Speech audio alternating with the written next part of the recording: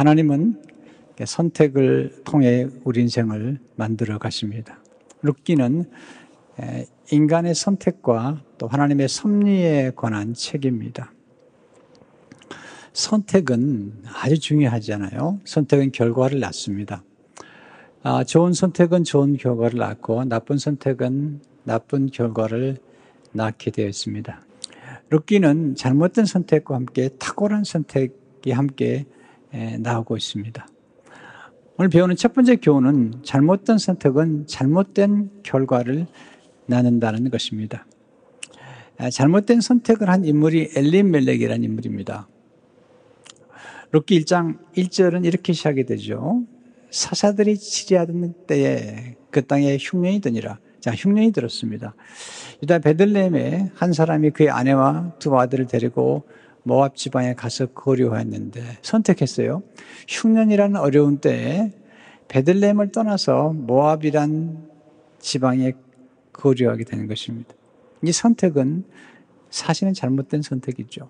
여기 엘리멜렉은 유다 지파 사람이에요. 엘리멜렉이란 이름이 굉장히 좋은 이름이에요. 하나님은 나의 왕이시다. 그런 뜻을 가진 이름이죠. 근데 그는 베들레헴을 떠났습니다. 자, 흉년이 들었다고 베들레헴을 떠났고 사실은 하나님의 품을 떠나는 것입니다. 열왕기상 11장 7절에 보면 모압의 가증한 금오스를 위하여 예루살렘 앞 산에 산당을 지었고, 가증한 금오스라고 그랬어요. 모압 사람이 섬겼던 신은 금오스 신인데 가증한 것입니다. 이스라엘 민족들이 계속해서 이 우상을 숭배하게 된 배경 속에는 이 모압 사람들이 또 있는 것입니다. 열왕기상 12장 33절도 보면 이는 그들이 나를 버리고 하나님을 버리고 시돈 사람의 여신 아스다롯과 모압의 신 그모스와 암몬 자손의 신 밀곰을 경배하며, 우상신이죠. 베들레헴은 하나님을 섬기는 땅이죠. 아시잖아요. 베들레헴은 나중에 다윗이 태어나는 것이고 또 베들레헴은 예수님이 태어나신 곳이죠. 굉장히 중요한 지역입니다. 이 베들레헴이라는 이름의 뜻은 떡집이라는 뜻입니다. 예수님이 태어나셨어요. 떡집에서 예수님이 생명의 떡으로 태어나셨습니다. 그런데 이 생명의 떡집을 떠난 것이죠. 요한복음 2장 35절에 보면 예수께서 이르시되 나는 생명의 떡이니 내게 오는 자는 결코 줄이지 아니할 터이요 나를 믿는 자는 영원히 목마르지 아니하리라. 이 생명의 떡집을 떠나면 안 되죠. 교회는 세상에 줄 수 없는 생명의 떡, 영생의 말씀을 주는 것이죠. 엘리멜렉은 흉년이 왔다고 그래서 그는 지금 베들레헴 떡집을 떠났고 조금 더 영적으로 표현하면 하나님의 품을 떠나서 그모스 신이 있는 곳으로 간 것입니다. 잘못된 것입니다.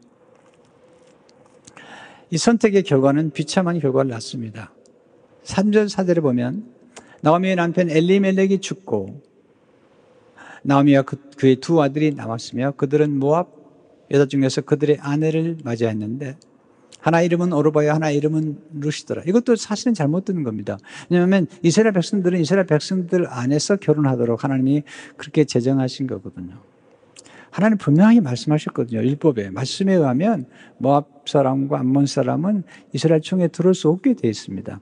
신명기 23장 3절을 보게 되면 암몬 사람과 모압 사람은 여호와의 총회에 들어오지 못하느니 그들에게 속한 자는 10대뿐 아니라 영원히 여호와의 총회에 들어오지 못하리라. 분명히 하나님 말씀하셨어요. 그런데 엘리멜렉은 하나님의 말씀을 따라 살지 않았던 것입니다. 그 결과는 비참했습니다. 자, 잘못된 선택은 계속해서 잘못된 결과를 만들어낸다는 것입니다. 이게 문제입니다. 한 번 잘못된 선택은 또 다른 잘못된 선택과 결과를 만들어내는 것입니다.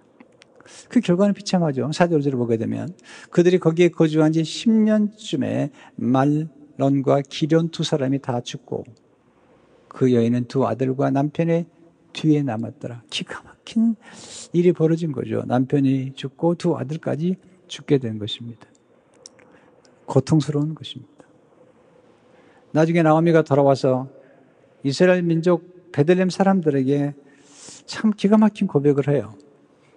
1장 21절을 보게 되면 내가 풍족하게 나갔더니 여호와께서 내게 비어 돌아오게 하셨느니라. 여호와께서 나를 징벌 하셨고 전능자가 나를 괴롭게 하셨거늘 너희가 어찌 나를 나옴이라 부르느냐 하니라. 나를 나옴이라 부르지 말라는 겁니다. 나는 기쁨을 잃은 여자라는 겁니다. 나는 즐거움을 상실해버린 여자라는 것입니다. 네. 풍족하게 나갔다가 빈손으로 돌아오는 거죠. 왜? 엘리멜렉의 잘못된 선택을 암시하고 있는 것입니다. 여러분, 잘못된 선택은 잘못된 결과를 낳기 때문에 이 잘못된 선택으로부터 우리는 반면 교사를 삼아야 됩니다. 둘째로, 하나님은 좋은 선택을 통해 새 변화 속으로 들어가게 하십니다.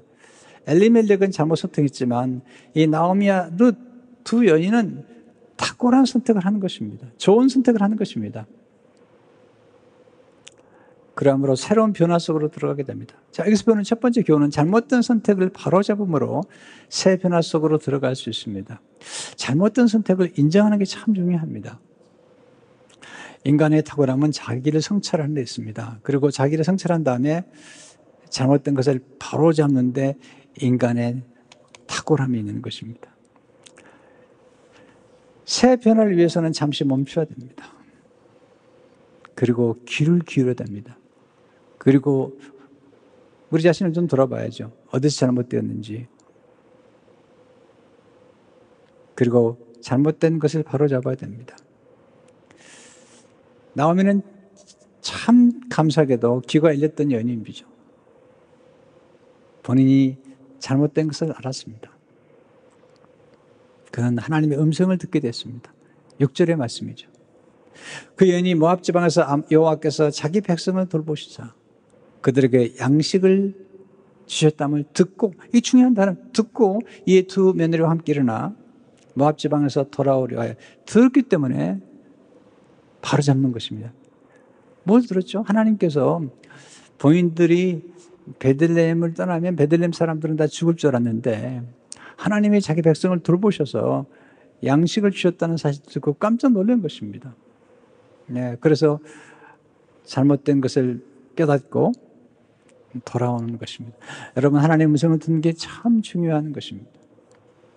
나오미가 베들레헴에 도착했을 때 그냥 떠들썩한 난리가 난 것이죠. 19절에 보시면 이에 그 두 사람이 베들레헴까지 갔더라. 베들레헴에 이를 때 온 성읍이 그들로 말미암아 떠들며 이르기를 이가 나오미냐 하는지라.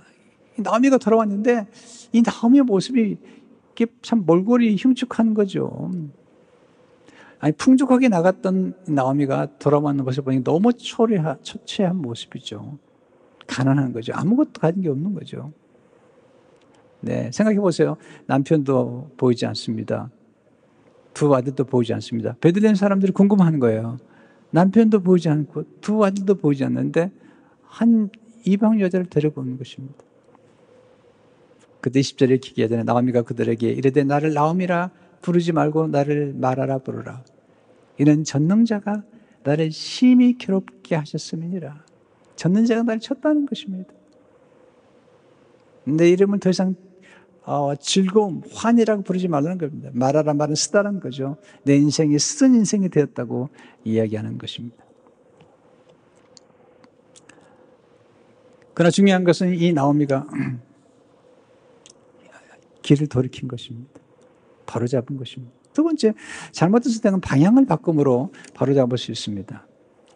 이 방향이 참 중요한 것입니다. 속도가 중요한 시대지만 방향이 잘못된 다음에 속도가 빨라지면 더 파멸로 갈 수 있는 것입니다. 방향이 잘 정해지고 속도가 붙으면 아주 좋은 것이죠. 여러분, 하나님의 음성을 듣죠? 지금 여러분도 오늘 하나님의 음성을 듣고 있는 것입니다. 하나님의 말씀을 듣고 있는 것입니다. 이 말씀을 듣는 것과 이 말씀을 여러분의 삶 속에 적용하는 것과는 아주 또 다른 얘기인 것이죠. 이 나오미는 하나님의 음성을 듣고 깨닫고 그리고 돌이킨 것입니다. 방향을 바꾼 것입니다. 돌아오다가 6절 7절을 보시면 모압 지방에서 돌아오려 하여 있던 곳에서 나오고 두 며느리도 그와 함께하여 유다 땅으로 돌아오려고 길을 가다가 이 돌아온다는 말, 이 방향을 바꾼 거잖아요. 룻 길장에 보면 자주 이런 표현을 써요. 돌아가라. 며느리들에게 돌아가라, 되돌아가라, 또 돌아오려 하여 이 방향을 바꾸는 것입니다. 자, 나오미가 베들레헴, 모압에서 베들레헴으로 돌아오려고 방향을 바꿨을 때 이 전환점, 이 방향을 바꾼 사건은 사실은 나오미의 생애뿐만 아니라 나오미와 함께 동행한 룻의 생애뿐만 아니라 전 인류에게 영향을 끼친 것입니다. 왜냐하면 이 룻이 나오미를 따라와서 결혼해가지고 나중에 다윗이 태어나고 그리고 예수님이 태어난 거거든요. 자, 보세요. 어떤 사건들은 한 번 방향을 바꾼 것이 본인뿐만 아니라 본인의 전 가족들의 생애까지도 영향을 끼치는 것입니다. 예수 안 믿는 사람들이 예수 믿기로 방향을 바꾼다는 것, 우상을 섬기던 사람이 우상을 섬기지 않고 하나님께로 돌아온다는 것, 이건 굉장한 전환점, 이걸 우리 회개라고 그러잖아요. 엄청난 사건입니다. 돌아온다는 것, 원점으로 돌아오는 것입니다. 그러나 우리가 기억할 게 있습니다. 좋은 선택은 쉬운 길이 아님을 기억해야 됩니다. 좋은 선택은 엄청난 값을 지불해야 됩니다. 때로는요. 두 며느리와 함께 길을 나가면서 시어머니가 참 훌륭하죠. 두 며느리를 배려합니다. 집으로 돌아가라. 그리고 다시 결혼해서 이제 새 남편과 합으로서 위로를 삼으라. 그렇게 얘기를 합니다. 아마 이 오르바하고 이 룻이란 이 며느리들이 상당히 좋았던 것 같아요. 왜냐하면 그 나오미가 그렇게 표현을 했어요. 너희가 내게 또 우리 아들들에게 참 선대했다. 그런 표현을 씁니다. 자, 그렇게 자기를 선대하고 자기를 도왔던 이 두 여인, 두 며느리를 떠나보낸다는 것도 큰 값을 지불하는 거잖아요. 8절 9절을 보세요. 나오미가 두 며느리에게 이르되 너희는 각기 너희 어머니의 집으로 돌아가라. 너희가 죽은 자들과 나를 선대한 것 같이 여호와께서 너희를 선대하시기를 원하며 여호와께서 너희에게 허락하사 각기 남편의 집에서 위로를 받게 하시기를 원하노 하고 그들에게 입맞춤에 그들이 소리를 높여 울며 돌이키는데 두 며느리 생각하는 거예요. 참 이게 놀라운 시어머니의 모습이죠. 며느리를 배려하는 거죠. 좋은 선택은 서서히 좋은 결과를 만들어내는 것입니다. 좋은 선택이 뭘까? 이런 거죠. 좋은 선택, 먼저 고통을 선택하고 즐거움을 나중에 누리는 것과 같습니다. 자, 이게 제 삶 가운데 아주 중요한 삶의 기술이에요. 삶의 예술이라고 생각해요. 언제나 고통을 먼저 선택하고 즐거움을 나중에 누리는 것입니다. 좋은 선택은 편안한 길이 아닙니다. 고통의 길입니다. 당장은 십자가의 길입니다. 당장은 손해보는 길입니다. 근데 나중에 놀라운 결과를 가져오게 됩니다. 우리가 알잖아요. 인생은 몇 번의 잘못으로 끝나는 것이 아닙니다. 언제든지 다시 시작할 수 있습니다. 이게 하나님의 긍휼이시고 이게 십자가의 은혜입니다. 방향을 돌이키면 언제든지 새로운 미래가 전개될 수 있습니다. 세 번째, 하나님은 좋은 선택을 통해서 역전의 드라마를 만들어 주십니다. 나오미가 좋은 선택을 한 것입니다. 방향을 바꾼 것 참 잘한 것입니다. 네. 근데 룻은, 나오미의 며느리 룻은 정말 탁월한 선택을 했어요. 나오미가 두 며느리에게 얘기하죠. 너희 어머니에게 돌아가라. 너희 어머니 집으로 돌아가서 새롭게 결혼하라. 근데 오르바는 떠납니다. 그 갈림길이에요. 굉장히 중요한 갈림길입니다. 오르바는 떠나는데 룻은 시어머니를 쫓아갑니다. 자, 이 선택이라는 게 이 정도로 무슨 똑같은 길이었는데 나중에는 하늘과 땅의 차이를, 천국과 지옥의 차이를 만드는 것입니다. 여러분, 선택은 굉장히 중요한 것입니다. 룻 1장 14절을 보세요. 그들이 소리를 높여 다시 울더니 오르바는 그의 시어머니에게 입맞추되 룻은 그를 붙잡았더라. 오르바는 잘못 선택한 거죠. 어떻게 할 수 있죠? 네, 15절 보면 알 수 있어요. 나오미가 또 이르되 보라 내 동서는 그의 백성과 그의 신들에게로 돌아가나니. 네, 그 모습 신, 우상 신들에게 돌아갔습니다. 너도 너의 동서를 따라 돌아가라 하니 룻이 아닙니다. 그런 위대한 선택을 하는데 위대한 선택을 하는 그 고백이 룻기 1장 16절 17절 나오죠. 아주 유명한 고백이죠. 룻이 이르되 내게 어머니를 떠나며 어머니를 따르지 말고 돌아가라 강권하지 마옵소서. 어머니께서 가시는 곳에 나도 가고 어머니께서 머무시는 곳에서 나도 머물겠나이다. 어머니의 백성이 나의 백성이 되고 어머니의 하나님이 나의 하나님이 되시리니 어머니께서 죽으시는 곳에서도 나도 죽어 거기 묻힐 것이라. 만일 내가 죽는 일 외에 어머니를 떠나면 여호와께서 내게 벌을 내리시고 더 내리시기를 원하나이다 하는지라. 롯은 하나님을 선택한 것입니다.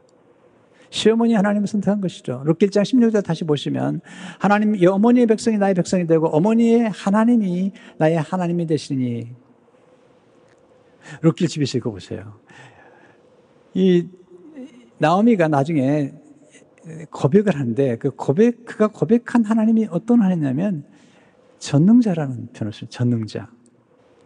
그 시어머니 하나님은 엘샤다이, 전능하신 하나님이셨습니다. 어떻게 이렇게 탁월한 선택을 하셨을까요? 이거 제가 좀 나누고 싶습니다. 너무 중요하기 때문에. 첫째로, 하나님의 은혜가 함께 할 때 탁월한 선택을 할 수 있습니다. 은혜입니다. 우리가 탁월한 선택을 했다면 그건 은혜입니다. 사실은 룻이 하나님을 선택하는 것이 아니라 사실은 하나님이 룻을 선택하는 것입니다. 그것도 선택받을 수 없어요. 모함 여자는. 그런데 하나님이 이 모함 여인 룻을 은혜로 선택한 것입니다.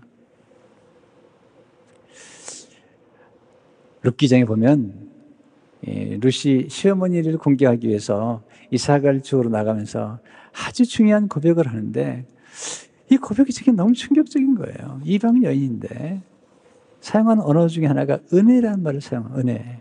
룻기장 2절에 보게 되면 모함 여인 룻이 나오미에게 이르되 원하건대 내가 밭으로 가서 내가 누구에게 은혜를 입으면 그를 따라서 이삭을 죽겠나이다 하니 은혜를 입으면 나중에 보아스가 이제 룻을 만나죠. 보아스의 밭에서 이삭을 줬다가 만난 다음에 이제 룻을 칭찬해 주죠. 그리고 은혜를 베풀어 주죠. 그때 놀라운 고백을 해요. 2장 10절에 보면 룻이 엎드려 땅에 대고 절하며 아주 겸손하죠. 그 길에 나는 이방 여인이거늘 당신이 어찌하여 내게 은혜를 베푸시며 나를 돌보시나이까 하니. 우리가 항상 구할 게 은혜입니다. 은혜 없이면 살아갈 수가 없습니다.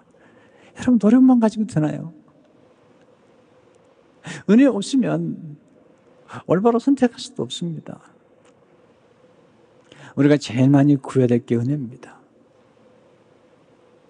그리고 하나님의 은혜를 늘 찬송해야 됩니다. 바울처럼 하나님의 은혜를 풍성한 하나님의 은혜, 풍부하신 하나님의 은혜, 그 은혜의 영광을 찬송할 수밖에 없습니다. 그래서 늘 뭔가 선택해야 될 때 하나님만의 은혜를 구하십시오. 둘째로 믿음을 따라 선택할 때 탁월한 선택을 할 수 있는 것입니다. 세상의 기준이 아니죠. 믿음을 따라 선택한 것입니다. 하나님을 믿는 믿음을 선택한 것입니다.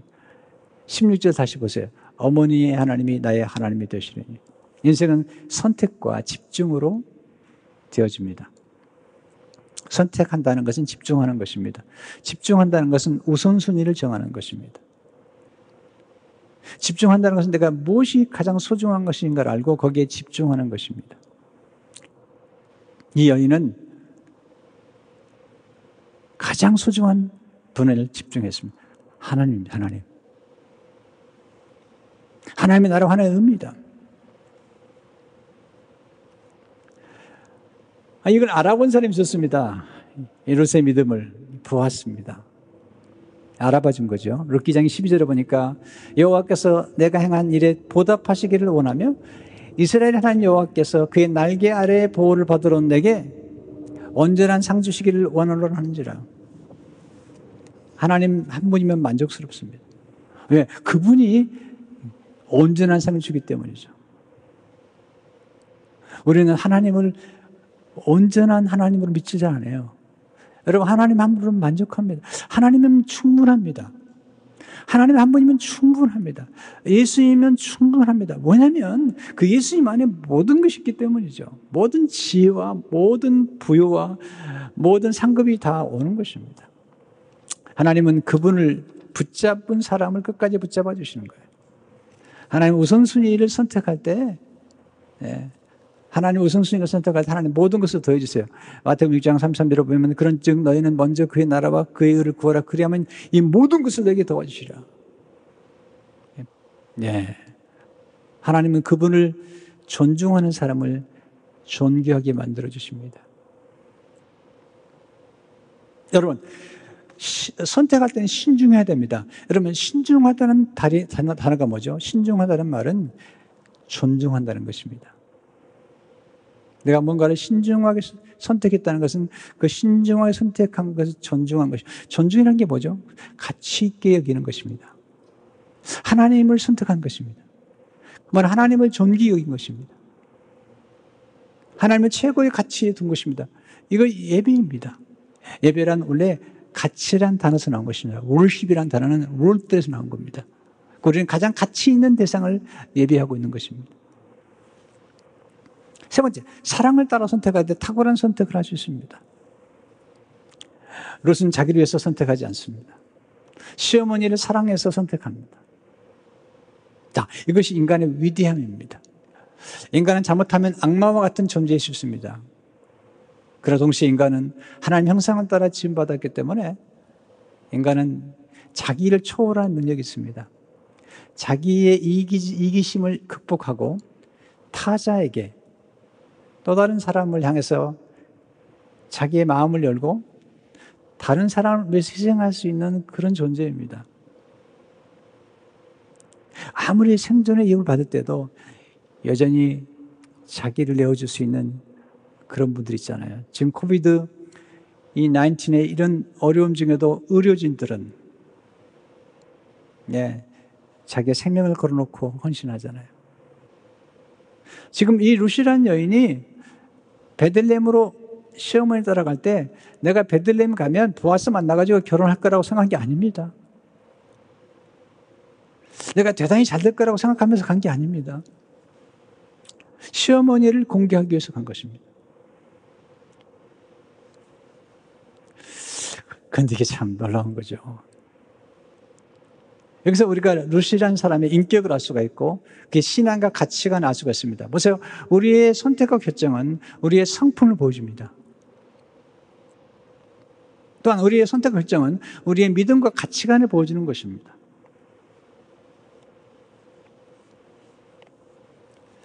그런데 여기에 또 역설이 있습니다. 남을 위해 사는 게 곧 자기를 위한 것입니다. 왜냐하면 룻이 시어머니를 잘 사랑하다 보니까 시어머니가 룻을 사랑합니다. 그리고 룻을 위해서 보아스를 만나게 해줍니다. 나중에 보아스라는 사람을 만나잖아요. 이제 룻이 이삭을 주워가지고 집에 돌아오니까 시어머니가 물어보죠. 오늘 어디서 이삭을 주웠는지. 그랬더니 룻이 얘기하죠. 보아스라는 사람을 만났습니다. 나오미가 깜짝 놀랍니다. 보아스를 만났다고. 그래서 보아스에 대해서 얘기를 해줍니다. 우리 친족 가운데 그는 유력자인데 그는 은혜를 베풀 줄 아는 사람입니다. 룻기 2장 20절에 보면 나오미가 자기 며느리에게 이르되 그가 여호와로부터 복을 받기를 원하노라. 그가 살아있는 자와 죽은 자에게 은혜 베풀기를 그치지 아니하도다 하고 나오미가 또 그에게 이르되 그 사람 우리와 가까우니 우리 기업을 물을 자 중에 하나이라 하니라. 이 기업 물을 자란 말이 킨스맨 리디머란 말인데 구속자란 뜻이라는 거죠. 근데 재밌어요. 룻이 표현하는 은혜라는 단어는 그냥 사람에게서 받는 은총입니다. 근데 이 보아스가 베푼 은혜는 히브리어 보게 되면 너무나 중요한 단어입니다. 헤세드란 단어, 헤세드. 이것은 하나님의 무궁한 자비, 무궁한 사랑이라는 단어입니다. 그런 사람을 만난 겁니다. 여러분 기억하세요. 남을 잘되게 하다가 자기가 잘 되는 것입니다. 남을 사랑하다가 사랑을 받게 되는 것입니다. 근데 우선순위를 잊지 마세요. 이기적이면 안 됩니다. 룻이라는 여인이 먼저 베푼 것입니다. 네 번째, 지혜를 따라 선택할 때 탁월한 선택을 할 수 있습니다. 지혜가 뭐죠? 분별력이죠. 지혜가 뭐죠? 하나님을 경외하는 것입니다. 존 오트버그가 선택에 관한 책에서 선택을 위해서 기도하지 말고 먼저 지혜를 구하라. 대단한 통찰력입니다. 선택을 위해서 기도하지 말고 먼저 지혜를, 왜냐하면 지혜는 분별력이기 때문에 지혜만 얻게 되면 선택은 탁월하게 할 수 있기 때문이죠. 야고보 1장 5절을 보게 되면 너희 중에 누구든지 지혜가 부족하거든 모든 사람에게 후지사 주시고 꾸짖지 아니하신 하나님께 구하라. 그리하면 주시리라. 여러분, 누가 지혜롭습니까? 겸손해야 됩니다. 내 지식과 내 경험으로 이렇게 생각하면서 이렇게 교만을 떠는 사람들은요 절대 지혜를 얻을 수 없습니다. 지혜는 겸손한 사람. 어떻게 겸손하죠? 자신이 지혜가 부족하다는 것을 아는 것입니다. 자기 한계를 아는 사람이 하나님께 기도하는 것입니다. 앤디 스탠리는 선택의 기술이라는 책에서 이렇게 말하고 있습니다. 다른 사람의 지혜를 활용하지 않고서는 절대 당신의 잠재력을 완전히 발휘하지 못할 것이다. 당신이 알고 있는 것만이 당신의 지식 전부일 수밖에 없다. 당신이 경험한 것만이 당신의 경험 전부일 수밖에 없다. 이 제안이 당신의 지식과 경험이 통하지 않는 영역에서 어리석은 결정을 하도록 만들 것이다. 하지만 당신보다 앞서 길을 걷은 사람들에게서 배운다면 그 한계를 무너뜨릴 수 있다. 물론 자신만의 지식과 통찰력, 경험으로도 평범한 사람보다 훨씬 뛰어난 사람이 될 수 있다. 어느 정도는 되는 거예요. 그러나 당신보다 한 걸음 먼저 뛴 사람들의 지식, 통찰력, 경험을 거부하고서는 절대 당신의 잠재력을 완전히 발휘할 수 없다. 탁월할 수 없는 것입니다. 여러분, 인생에 한 번의 실수, 몇 번의 실수로 인생이 끝난 게 아닙니다. 잘못된 선택은 얼마든지 돌이킬 수 있습니다. 그리고 하나님이 함께 하시게 되면 전능자 하나님, 엘샤다이 하나님은 얼마든지 우리 인생을 역전시킬 수 있는 하나님이십니다. 아직 게임은 끝나지 않았습니다. 좋은 위기를 낭비하지 마십시오. 하나님께 은혜를 구하십시오. 하나님께 지혜를 구하십시오. 그리고 배운 것을 실천하십시오. 깨닫는 것과 실천하는 것은 전혀 다른 문제인 것입니다. 배웠습니까? 실천하십시오. 그러면 놀라운 결과를 오늘 탁월한 선택하는 법을 배웠습니까? 지금 이 시기에 탁월한 선택을 하십시오. 그냥 있으면 안 됩니다. 루시란 연재 보십시오. 빈손이지만 일을 시작한 것입니다. 이삭부터 죽은 것입니다. 최선을 다하는 것입니다. 그냥 있지 마십시오. 뭔가를 하십시오. 움직이십시오. 미래를 준비하십시오. 곧 새로운 미래가 오고 있지 않습니까?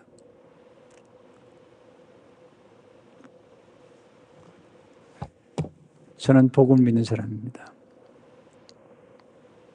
잘못된 선택이나 실수가 우리 인생을 비참하게 만든 게 아니라 돌이키지 않는 것, 그리고 새로운 선택을, 탁월한 선택의 길을 쫓아가지 않는 데서 오는 것입니다.